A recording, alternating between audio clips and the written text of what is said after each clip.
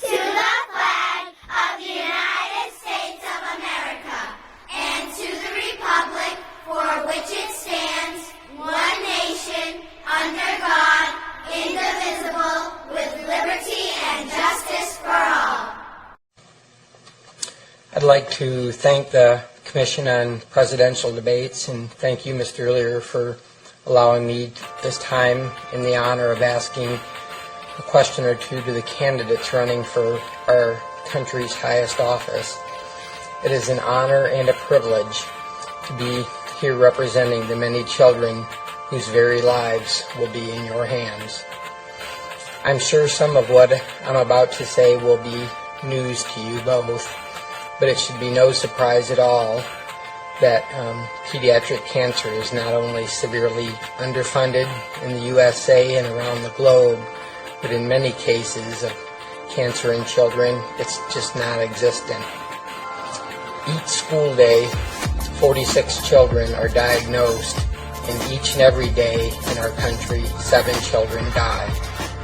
Worldwide, nobody is really keeping close count, but the numbers are magnified to 200 children dying daily and 600 starting the fight of their life trying to beat cancer while still trying to be a kid and grow up and have fun. That is 73,000 children lost to cancer globally in 2012 alone. Cancer in children does not have borders. There will be 13,140 newly diagnosed children in the United States in the upcoming year, 52,560 in the next 4-year term that you are both seeking. 657,000 children got diagnosed with cancer in the last 50 years since Nixon declared a war on cancer in the United States alone. 11 million children globally got diagnosed during the past 50 years as well. 127,750 children have been murdered during that war in our borders, which could be won with proper funding. 3,650,000 children have perished around the globe during the last 50 years.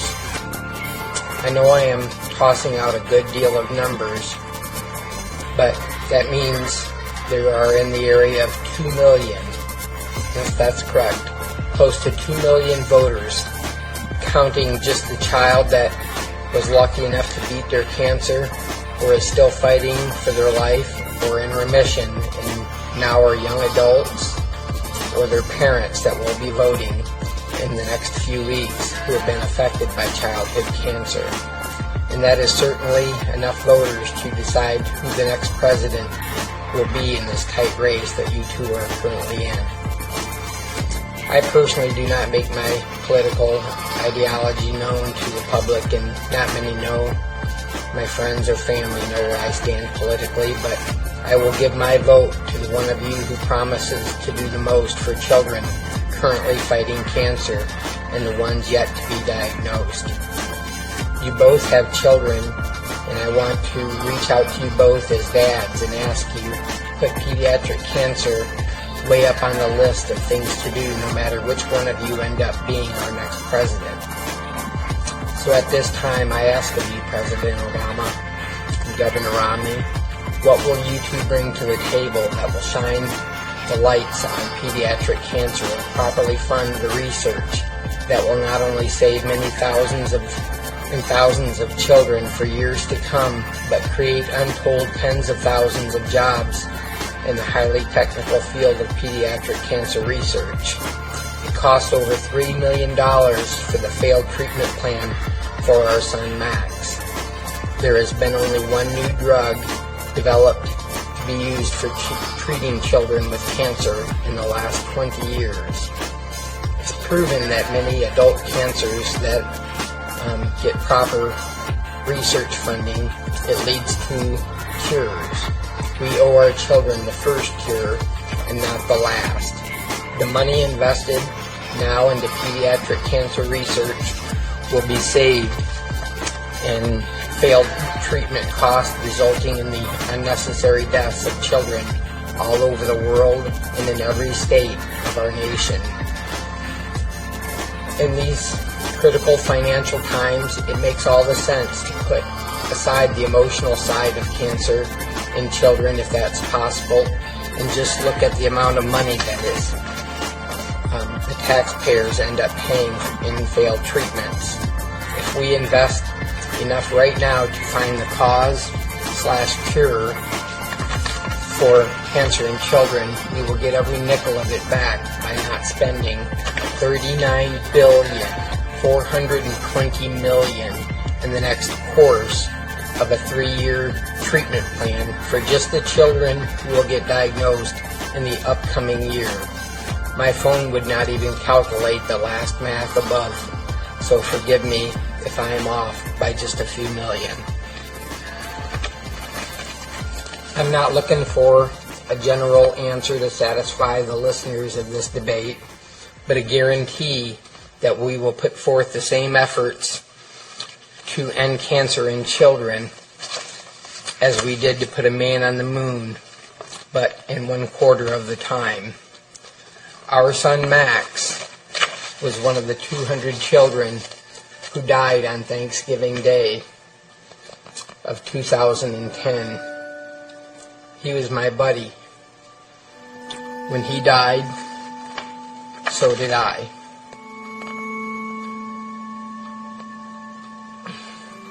Every time a child dies from this monster, so does both of their parents.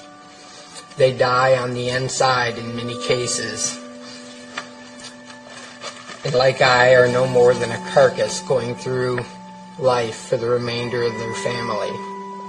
The entire family suffers continually without healing in sight. So we just fight for a cure so someday no more children will die. I beg of you, Governor Romney and President Obama, no matter which one of you end up being our next president of the United States, please make it a mission to stop the wrecking ball known as pediatric cancer, also known as Little C. Fund research like we are heading to Mars. Make the two missions equivalent. The children you end up saving just might be a loved one of your own.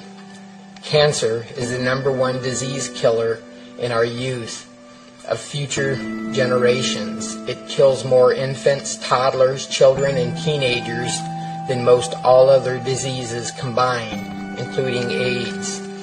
Cancer is still the leading cause of death from diseases among U.S. children, and it kills more children than cystic fibrosis, muscular dystrophy, AIDS, asthma, and juvenile diabetes combined. Let us show the world that we are still leaders and can pave the way for a cure and make a future where no other parent has to hear the words, "Your child has cancer," or "There is nothing else we can do," and put a parent's beloved child on hospice care. It is too late for my buddy. It is too late for Evan. It is too late for Brendan. It is too late for Giselle, for Jeremy. It's too late for Julian. It is too late for Emily. It's too late for Isaiah. But it's not too late for Aria, Aurora, Lizzie, Taylor, Keegan, Lance, and so many more that we have gotten to know that are still in treatment for what is known as remission, where the parents never rest for fear the monster will return. To those listening, you can help now. Go to the link in the description of the video to get involved with St. Baldrick's, where you can be a volunteer, make a donation, or hold an event to shave your head to raise funds for pediatric cancer research. Join CureSearch.org or Alex's Lemonade Stand and do your part to save the life of a child. Support companies that provide funding for childhood cancer research, and it costs nothing to spread awareness in this video. Please contribute and view our other awareness videos. It will take us all to stop the monster that is taking our children. Thank you, President Obama and Governor Romney, in advance for what you are willing to do to put an end to cancer in children. I'm sorry, Maxwell Kincaid Nunn. Great that Dad and Mom could not save you. Sissy and Mom and Dad miss you very much. Each and every minute of every day. Even in our dreams when we rest, we miss you, buddy. We will never quit fighting just as you did not. I'm so very sorry, buddy. I love you. Stop childhood cancer.